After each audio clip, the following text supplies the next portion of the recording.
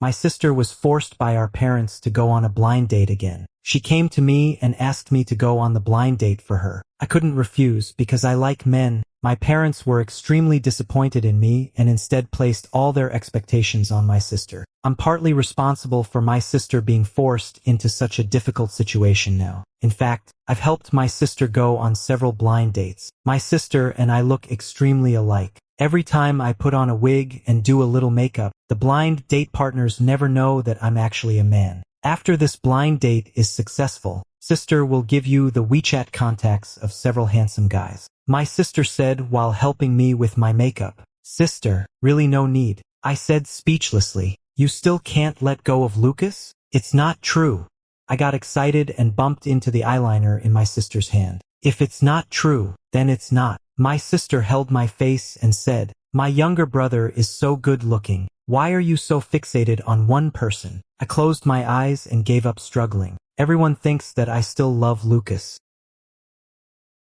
For Lucas, I confessed my sexual orientation to my parents. My parents, who had been set in their ways all their lives, could never have dreamed that their only son would fall in love with a man. They firmly believed that I was just young and naive, and even thought that I was being led astray by bad people. So they locked me at home and then went to find Lucas. I don't know what they talked about with Lucas, but Lucas decided to break up with me. He swore to me that the breakup wasn't because he loved me any less. He just had more important things to do. 5 years, just 5 years. "I'll definitely come back for you." He seemed unaware that back then, I'd get anxious if I didn't see him for just 3 days. All my blind courage only got me a vague promise. My pride made me say the cruelest words. "Fine, we're breaking up, but don't even think about getting back together with me." The 5-year period has ended, and Lucas didn't come back. Sometimes I do regret my decisiveness back then, but most of the time, I'm glad I made that choice. I'm glad that I really broke up with Lucas back then, because I don't have much time left, actually. I put on the white dress my sister bought me, put on a wig, and stepped into high heels. Then I marched bravely towards the pre-arranged blind date spot. The dating location is the most expensive Western restaurant in the city center. The place where I had my first date and meal with Lucas. Sometimes I really hate how small this world can be. I gave myself a little pep talk, then skillfully took out my lipstick and powder puff to touch up my makeup. This blind date partner is really mysterious. Neither their name nor photo was revealed in advance. But the matchmaker promised that this was the best candidate she had. You don't understand. This man is a good man that others can't find even if they search high and low. He is a perfect match for Oliver. Oliver is my elder sister's name. Well, I'm gonna meet this guy and see for myself who on earth he is to be so confident. The door of the private room was ajar. I knocked twice and then walked right in. A man in a suit, sitting upright, had his back to me. Hearing the noise, he stood up and turned around. The man and I both froze in place. It's actually Lucas. How could it be Lucas? The surprise on his face seemed even greater than mine. Suddenly, I realized I was dressed in women's clothes at the moment. My body reacted much faster than my mind. I turned around and was about to leave. A familiar voice called out to me, "James." I froze in my tracks. It had been so long, such a long time since I'd heard him call me by that name. The person behind me chuckled again. "Hello, my ex-boyfriend." I resigned myself and turned around. It's been 5 years since we last met, and Lucas has matured a lot. The expensive wristwatch clearly marks him as a successful guy. He took a few steps forward and stopped about 30 centimeters away from me. "Long time no see. He seemed a bit tongue-tied. "You look quite good." After saying that, he raised his arm as if to touch my wig. I reached out and held his eager wrist. "Talk nicely. Keep your hands to yourself. It's not like I've never touched it. What are you being shy for?" Lucas just had to say something shocking. I was terrified that he'd have a brain fart and start talking about the past, so I quickly walked over to the table and sat down. "Look, there's probably no need for this, but let me explain anyway. Your blind date is my own sister, and I'm here to vet you for her." He didn't seem surprised at all. "Did you already know that the person you were going on a blind date with today was my sister?" I asked him. He asked me, "How many times have you gone on blind dates on behalf of your sister?" "Quite a few times." I shrugged. "So, many men have seen you in this state." Lucas moved closer again, menacingly. He lowered his head and suddenly reached out to gently touch the corner of my eye. I remember, there wasn't a mole here back then, was there? The so-called mole he mentioned was actually a black dot formed when I accidentally bumped into the eyeliner pen while fidgeting during my morning makeup. Mind your own business, I snapped angrily. But I have a mole here, and you used to love kissing it the most. I quickly covered his mouth. Stop talking nonsense. What on earth are you trying to do? Lucas pulled down my hand. I just want to ask you, do you still love me? A joke. How could I, James, love a man who abandoned me? I tried to pull my hand away, but couldn't. Lucas held my hand tightly in his palm. Huh? I'm asking you a question. Lucas looked straight into my eyes without any hesitation. To my surprise, there was a glimmer of anticipation in his eyes. No, I don't. I forcefully shook off his hand. He gave a self-deprecating smile, and the mole under the corner of his eye seemed about to fall. Then he got up and let me leave. Was everything okay with James today? As soon as I got home, Oliver came up to me. Yeah, it went smoothly. I didn't feel like elaborating. He won't come after you anymore. Then why are you unhappy? Oliver asked with concern. 5 years ago, when Lucas left, I suffered from severe depression. Since then, Oliver has been very afraid of me being unhappy. I know she's worried I might do something stupid, but I've never dared to tell her that whether I can get over it or not. It seems like God is going to take me away earlier. I'm not unhappy. I forced a smile, just a bit tired. I picked up the makeup remover and dragged my weary steps to the mirror in the bathroom. The makeup remover pad wiped off the thick makeup on my face. I saw the mole under my eye. Helplessly, I thought of Lucas again. The first time I met Lucas, I was only 16 years old, and he was only 14. He was the babysitter's kid. When I got home that day, I saw a strange kid in the yard, so I went over to talk to him. Seeing me coming, the boy who had been sitting on the steps immediately stood up, looking extremely respectful. Name? I asked him. Lucas. Are you Emma's son? Yeah. Hearing my voice, Emma ran out of the kitchen in a hurry. Young master, it's a typhoon day today, and I couldn't help worrying about Lucas being alone at home, so I brought him over. You can rest assured, I have already consulted with Sir and others, Emma teasingly said. I pursed my lips, non-committal, and tossed my school bag as I headed into my room. I was full of curiosity about him, so I went and stood by the window. Looking down from the second-floor window, I could see the top of Lucas's head. He had 2 cowlicks on his head. People around here say that kids with 2 cowlicks are the most rebellious. But he wasn't. He was busy carrying the flower pots in the yard into the house. I looked down for a while, then, finding it boring, I went back to my bed and fell asleep. A loud crash from the yard jolted me out of my sweet dream. I rushed to the window and saw Lucas lying on the ground, with the shattered flower pot beside him. That was one of my dad's favorite potted plants. Emma didn't even bother to help Lucas up, and was busy cleaning up the debris on the ground. After going downstairs, I heard Emma scolding Lucas with some really harsh words. She was both afraid that she couldn't afford to pay for it and worried that she might get fired. She tried to berate the child in hopes of winning the employer's sympathy. There was a patch of red on the steps, which was the blood flowing from Lucas' leg. Lucas was in so much pain that the veins on his temples bulged, but he didn't talk back the whole time. It's okay, ma'am. Just say I smashed it, I said, unable to stand by any longer and stepping forward. Emma looked at me gratefully with a face full of gratitude. Sweep up these pieces and throw them away, I ordered. Emma hurriedly left. Are you okay? I squatted beside Lucas and asked him. It's okay. Lucas struggled to stand up. Thank you. I've been tough-skinned since I was a kid. Getting scolded and beaten was just a regular thing for me. What I fear most is when someone thanks me. Should I take you to the hospital and have a look? No need. Lucas covered the wound on his leg, and blood flowed out from between his fingers. If something goes wrong with your leg, I can't afford it. I grabbed the keys from the house and walked out. Lucas looked at me with a cryptic expression and refused no further. The torrential rain had left puddles all over the city streets. Just a few hundred meters from the hospital, the car stalled. I gritted my teeth and carried Lucas out of the passenger seat onto my back. The water rose above my knees, and I struggled to wade through it. As I was almost at the hospital, I felt a bit of wetness on my back. I didn't know if it was tears or rainwater, but I didn't look back. I tried my best to protect the self-esteem of a minor. Later, Lucas told me that he fell in love with me at that very moment.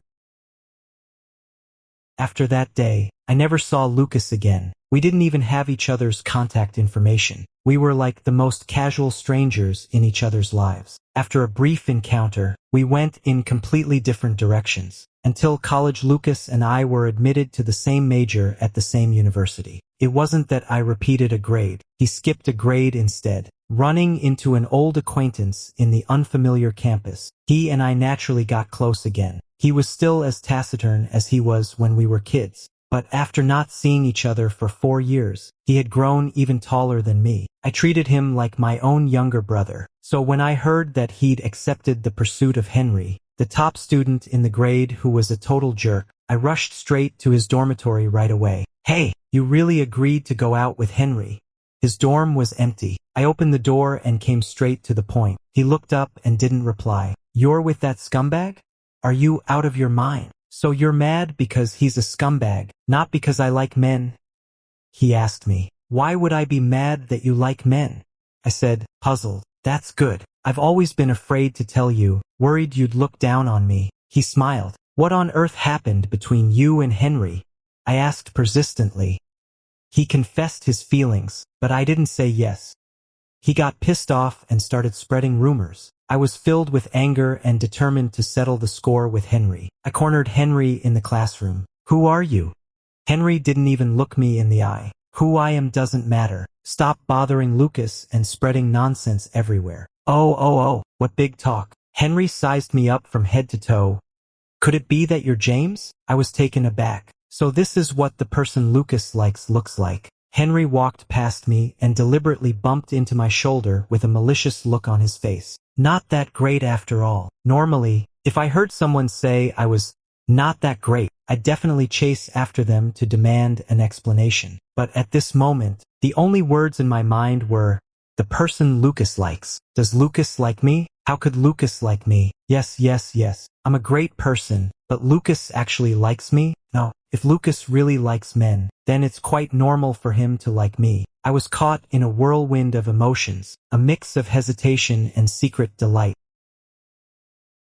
Ever since I learned that Lucas likes me, I can no longer truly regard him as my younger brother. Whenever he stares at me, I can't help but look at his lips. And when his arm bumps into mine, I get goosebumps all over. I'm scared that he likes me. An anomaly of mine was discovered by Lucas. Another time, when we had lunch together, he asked me, "James, did I do something recent that made you uncomfortable?" I was at a loss for words. Come to think of it, ever since I came out to you about my sexual orientation, you've been acting really uncomfortable. If this bothers you that much, I can keep my distance. From that day on, Lucas really rarely appeared in front of me. It was only then that I realized I was afraid he might like me, but even more afraid that he'd leave me. Lucas disappeared for 3 months until my father had an accident. My dad was on an expedition in the mountains when he got caught in a mudslide. He was luckily rescued, but then fell into a coma. I didn't have time to think about anything else and immediately booked a plane ticket to that city. I met Lucas at the airport. Before leaving, he texted me, saying he'd accompany me to see my dad. I flat out refused. I'm not used to showing my vulnerable side in front of people I know. I never expected he'd chase me all the way to the airport. The plane hadn't taken off yet. I was sitting in the business class when I received a text message from Lucas in the economy class. "Don't worry, your dad will be in the clear. Good people always have good fortune."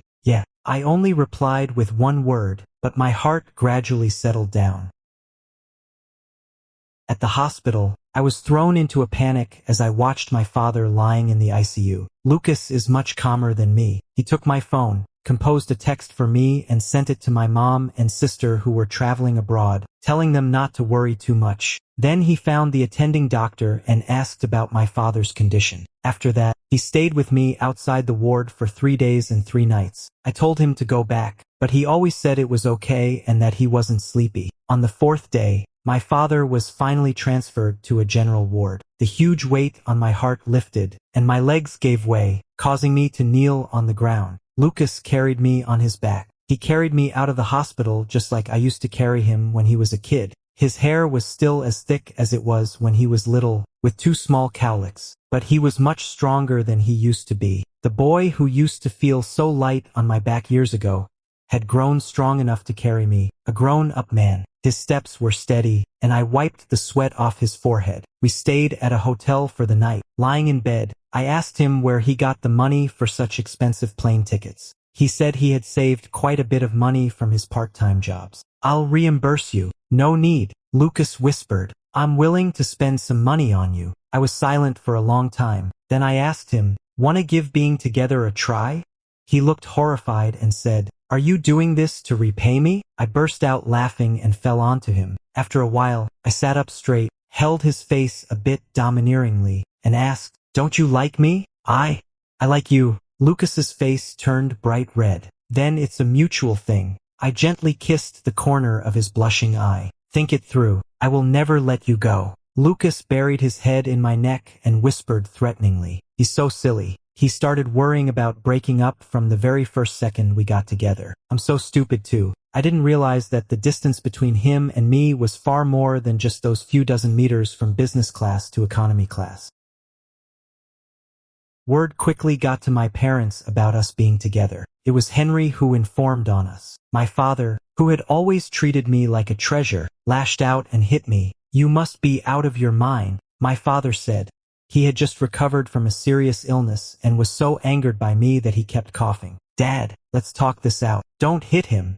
Oliver stepped in front of me to protect me. "Sis, I'm okay," I whispered to comfort Oliver. "Your brother has tough skin. It's fine. You're still joking at a time like this." Oliver looked at the whip marks on my body and tears welled up in his eyes. "Don't cry, sis. Don't cry." I felt guilty inside and turned to my father. "Dad, I'll just be straight with you. Even if you beat me until I shed a layer of skin, I'll still like Lucas deep down. You." The worst outcome of my loving Lucas is that the Duan family will have no descendants. Anyway, if you beat me to death, there will be no descendants either. I smiled. "You might as well beat me to death." I was so beaten that I couldn't get out of bed. In the end, my father gave in.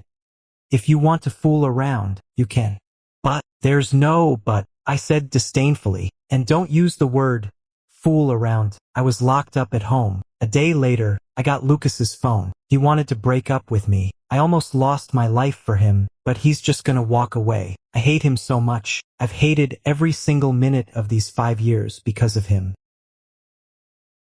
I'm lying in bed, looking at Lucas's WeChat. I added that person's WeChat for my sister so she could contact them when going on a blind date. Lucas changed his WeChat ID. I couldn't resist and clicked on his WeChat moments. He didn't post much on his moments, and most of it was related to work. There were several photos of his interviews. He was sitting in business class, pressing the keyboard with one hand and holding a phone with the other. Yeah, he had indeed made it, just as he said. That year, we went back to school from the hospital. I bought a business class ticket for him too. He refused no matter what, and finally insisted on transferring the money for the ticket to me. I said it was only natural for me to spend money on my boyfriend, and then he blushed and didn't say anything more. The next day when we were on the plane, he whispered in my ear that when he started working, he'd be the one to pay for this kind of thing. Now he really has such financial means, but I can never walk side by side with him again. My phone vibrated. Unexpectedly,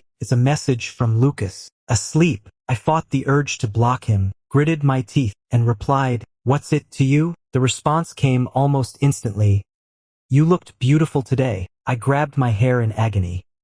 What could be more maddening than running into your first love while dressed up as a cross-dresser? My lifelong reputation is ruined in an instant. "I order you to forget what you saw today." "Sure, then go on a date with me tomorrow. I'll pick you up at your place." I was filled with anger, so I quickly replied, "You're a guy on blind dates. Instead of using your free time to meet more beautiful women, what are you doing here? Pretending it's a reunion after a long separation with me?" After sending it, I thought my tone was way too ambiguous. Just as I was about to retract it, a message came from him.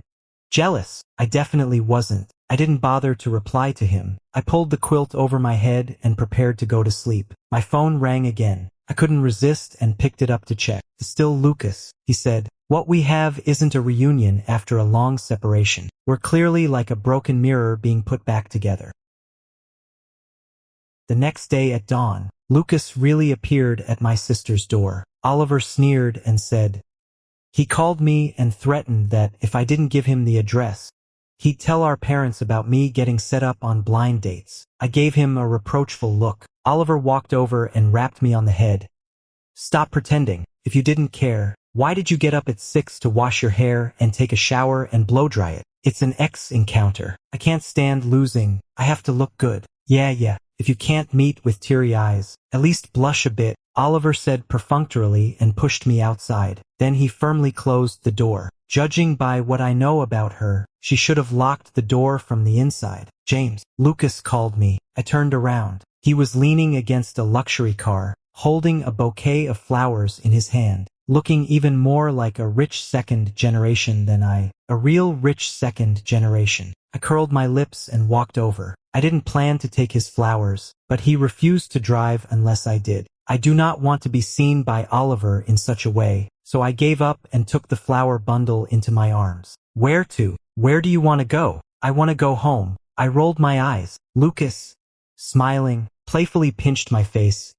You're so cute. I simply used the flowers to cover myself, blocking his intense gaze. Lucas took me to the flower, bird, and fish market and bought the potted flower he had broken when he was 14. I'm sorry for making you take the blame for so many years, he said earnestly. My dad doesn't care about flowers and plants at all now. He's so disappointed with his son that he has no mood for gardening. Sorry, Lucas repeated. You're really funny, you know. You were the one who insisted on leaving back then, and now you're the one who came back without a word. Am I just a hotel to you? Lucas wasn't annoyed by my thoughtless words. I know sorry is a pretty weak word, but please believe me, I'll take you away this time when I leave. Take me away from where? I don't have a home anymore. He had been gone for 5 years, and during those 5 years, my father and I had been in a cold war. In the end, I no longer knew whether I couldn't let go of him or couldn't stand my father. As a result, I packed my bags and left, bringing this bloodless war to an end. Lucas' car stopped in front of my parents' house. Get out of the car. I was so annoyed by him that I actually laughed. How could someone be this fearless? But I was really curious about what he was up to, so I followed him into the house. The door opened. Seeing it was Lucas, his father's face turned ashen. I poked my head out from behind Lucas, feeling that I would be beaten with a stick the next second. Uncle, Lucas said calmly and confidently, when I was 14, I broke your favorite pot of flowers. It was James who took the blame for me. Now I've bought you a new pot. I hope you'll accept it, Lucas said as he held out the flower pot in his hand. My father stood there with his hands behind his back, not making any response. My mother couldn't stand by and reached out to take the flower pot, then placed it on the ground. Didn't you ask me before why I like James? Lucas started speaking on his own. Because he is a kind person. He can help a poor child without hesitation. I haven't met such a person again since then. So what? James' father snorted. I came here just to tell you that I'm no longer the child who needed him to take the blame for me. Lucas suddenly took my hand and said, this time I'm back. I will protect him well and will never leave him again. My rationality told me that I should shake off his hand, but I didn't want him to be at a disadvantage in front of my father. Taking a deep breath, I held his hand back. Lucas's palm was damp, sticky and messy, intertwined with mine. A week later, I finally understood Lucas' real purpose for going to my parents' house. He came to give my father an ultimatum. Lucas's business is even bigger than I imagined. So big that it could determine the fate of my father's company. My father called me for the first time since I ran away from home. He wasn't pleading with me. He was ordering me. What on earth is Lucas up to? My father's angry voice rang out. I've always said he's not a good person. Look at him. Now that he's got some power, he's starting to threaten people. If you two had actually gotten together back then, who knows how he would have treated you? I was completely drained. Dad, do you know? Back then, when you were in the ICU, Lucas stayed with me at the door of the ward for 3 days and 3 nights without closing his eyes. At that time, he and I had no relationship at all. He's been a good kid all along. It's you who insisted on categorizing people based on their birth. Dad, you're wrong this time. I hung up the phone. Oliver told me that my father went to find many people to help him solve the problem. But Lucas had already arranged everything. No one dared to help him. I called Lucas and asked him what on earth he was trying to do. He said casually, "You." My father finally gave in. He sent me a text message saying he wouldn't meddle in my affairs anymore. He warned me not to go back to him when I was finally cheated by Lucas until I only had my pants left. When he sent this message, Lucas was beside me. He glanced at me. "I'll only strip you down to," covered his mouth. The once taciturn Lucas suddenly became full of flirtatious remarks. Surprisingly, I kind of liked it. It's Oliver who likes him even more. Oliver even gave him the password to his home. From then on, Lucas began to swagger through my world. "Lucas," I asked him, "did you go through all this trouble just to prove yourself in front of my dad?" Lucas was playing chess with my sister and was startled when he heard this. Oliver got up awkwardly and said, "You two talk. I'll go to the supermarket to buy some groceries. 5 years ago, because of my father's opposition, you left just like that. 5 years later, you came back with great difficulty. Was it just to put my dad in his place? Then what about me? What am I to you? Am I just a tool for you to show off? Did you even care about my feelings for a single moment?" "It's not like that," Lucas said nervously. 5 years ago, your dad came to me. He said I had nothing and wasn't worthy of being with you. But I didn't give up on you because of that. But he threatened me. He said if I didn't break up with you, he'd make my mom lose her job forever." Lucas looked down and said, "Emma is not my biological mother. She is just a kind woman who, after my father passed away, still kept me by her side. Your dad was right. I had nothing back then. If I'd forced us to be together, it would only bring trouble to those around us." Lucas suddenly looked up, his eyes bloodshot. "And most importantly, there was you. I didn't want you to suffer, so I gave myself 5 years to work hard and prove that I, Lucas, have the ability to love. But it seems like you weren't willing to wait for me." Lucas forced out a smile uglier than a frown.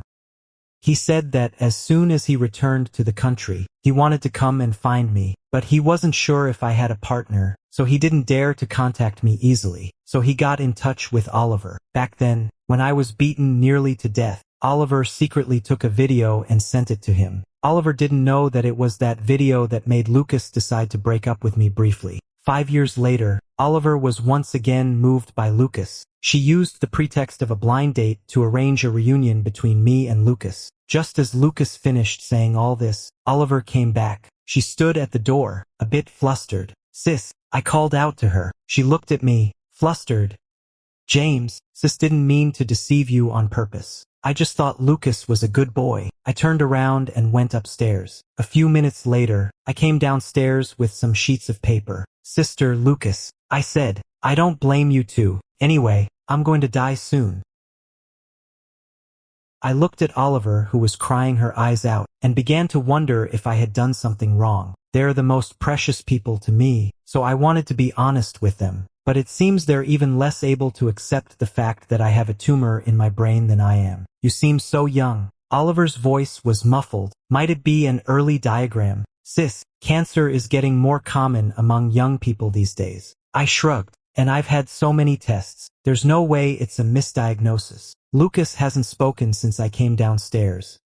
He's been staring at the report in front of him, hasn't moved an inch. Okay, stop looking. You're not a doctor anyway." I snatched the report from his hands. "I know several famous doctors. I'll make a call later. Let's have the surgery as soon as possible." Lucas was surprisingly calm. He, who had had his eyes red several times in front of me after our reunion, didn't shed a single tear at the moment. "I'll handle it myself." "No way. I won't leave you alone for a single step from today on." Lucas keeps his word. He put aside the company's affairs, rented a house outside, and then invited me to move in. Recently, every time Oliver sees me, he is on the verge of tears, so I have to live with Lucas. Lucas takes care of me in every detail. He accompanied me to the hospital for follow-up checks every week and asked the doctor about the best time for the operation. Felt like I was back in my college days. I was afraid of his love, but I was even more terrified of losing him. The closer the operation day got, the more cowardly I became. The thought of death made me rely on him incredibly. Because I have difficulty falling asleep, Lucas would stay by my side every night and go downstairs to rest after I fell sound asleep. The day before I was hospitalized, I woke up with a start from a nightmare. The darkness in front of me clutched at my throat like a monster. I was suddenly terrified. Lucas! Lucas! I was shouting. For a split second, I wondered if I was already dead. Sounds of wild running came from downstairs. Suddenly, there was a loud bang. I turned on the bedside lamp and rushed out of the room. Lucas fell on the stairs. Seeing me, he endured the intense pain and asked me, "Are you okay?" His expression of suppressed pain was exactly the same as when he was a kid. The tear mole under his eye was strikingly black against his pale face. "I'm fine." I walked over to him just like when we were kids and helped him up. "Are you okay?" This time, it was me asking him. He shook his head. "I'll go downstairs first. If you have anything, just call me or send me a message." Lucas walked downstairs, holding his waist. I watched his staggering steps and called out to him. "Lucas, can you sleep with me?" I smiled self-deprecatingly and said, "I can't fall asleep alone." I lay on the same bed as Lucas. The darkness completely enveloped me, and only Lucas's warm body reminded me that I wasn't alone. "Lucas, what if I die?" Lucas said, "You're not gonna die. Don't be scared." "Lucas, can you hug me?" Lucas turned over and carefully held me in his arms. "Do you love me?" I felt tears roll down from the corners of my eyes. "Yes." Lucas kissed away my tears. "I don't believe it." "Then you should live well and see how well Lucas, can love someone." I smiled silently, and the sense of security lulled me into a deep sleep. Early the next morning, when I woke up, Lucas was no longer by my side. I walked downstairs and the table was full of my favorite breakfast. I had just taken a bite of a steamed bun. Lucas walked out from the bathroom. The steamed bun dropped from my mouth in an instant. Lucas became bald. "Lucas, you've gone mad." I rushed over. He lowered his head, showing me his smooth scalp. "What do you think?" The familiar double whirls were gone. I blinked, not wanting my tears to fall too soon. "I thought I couldn't really do much for you, so I decided to become bald with you." "Are you crazy?" I quickly turned around before the tears fell. "Couples usually wear matching clothes, but we have matching bald heads. How edgy is that?" The air behind James froze. The next second, he crashed into a sturdy embrace. "Matching couple profile pictures?" Lucas hugged me from behind. "Have you forgiven me?" "Who said I forgave you?" "Stop being so narcissistic. At most, you're just an ex-boyfriend." I struggled for a long time, but Lucas only held me tighter. My clothes got wet again. This time, I'm quite certain it was Lucas' tears. "I love you." Lucas sobbed uncontrollably. "I really love you so much." On the day of the surgery, Oliver also rushed to the hospital. She said Mom and Dad were really worried about me, but they were afraid I'd get mad if I saw them, so they didn't dare come up. I looked out of the window from the hospital room, and the lush trees blocked my view. All those things that used to trouble me, make me suffer, or seem trivial didn't seem that important at that moment. There's no doubt that my parents love me, but there are so many conditions attached to their love. When they realized they might lose me forever, they accepted all of me. It was as if when I first came into this world, they loved me unconditionally even though I had nothing. I touched my bald head. That was Lucas' masterpiece. "Sis, if I kick the bucket, tell Mom and Dad I love them." "Cut that out. Don't talk nonsense." Oliver snapped. "What if you don't die?" Lucas held my hand and said, "You won't die." "If I don't die, of course I'll tell them myself." I shot him a glare. Lucas then kissed my eyelids and said, "I'll wait for you."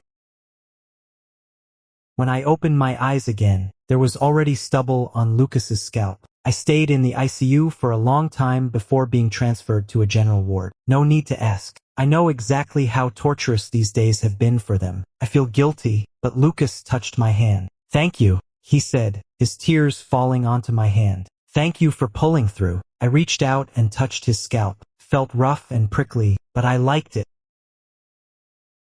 The doctor said the surgery was somewhat successful, but it was only a temporary victory. Next, I had to get through this 5-year hurdle first. Lucas said, "Just 5 years. We can definitely get through it." "Is 5 years short?"